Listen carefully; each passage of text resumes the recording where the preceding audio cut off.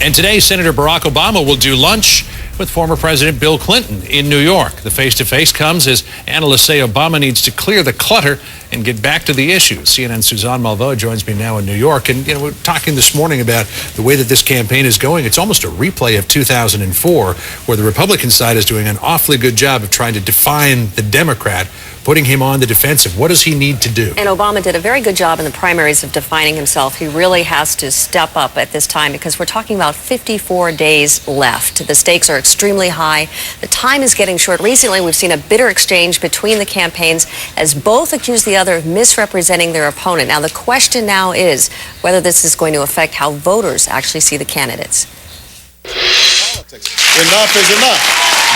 Barack Obama has had it with what he says are the lies and distortions coming from the McCain campaign. What we can't do is spend our time talking about nonsense.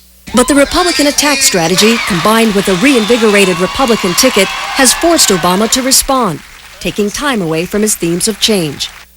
It is true that some of the stuff coming out of the other campaigns, and I noticed that people are starting to focus on this today and over the last couple of days, is kind of hard to swallow, right? But columnist David Sirota says if Obama hopes to win in November, his campaign needs to go back to its roots. He has sort of shied away from talking about trade, NAFTA, an issue that really, I think, propelled him in the Democratic primary.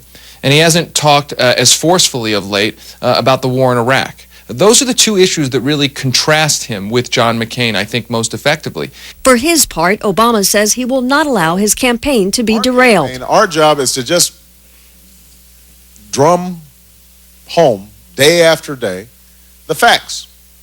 I still have faith that the truth will out in the end. And he says the polls showing a tightening race don't worry him. You have to earn the presidency. It's not a cakewalk. I mean, this is a big decision for people, and the country is wrestling with some of its own contradictions and where we need to go, and that's going to take some time for the voters to sort things out. Sirota believes if Obama doesn't get the media and the country to focus more on the issues, he could be in trouble. If McCain is successful, if he is allowed to make this about patriotism, if he's allowed to make this about cultural populism, and Obama doesn't break through on the issues, then I think that this is an election that Democrats could lose.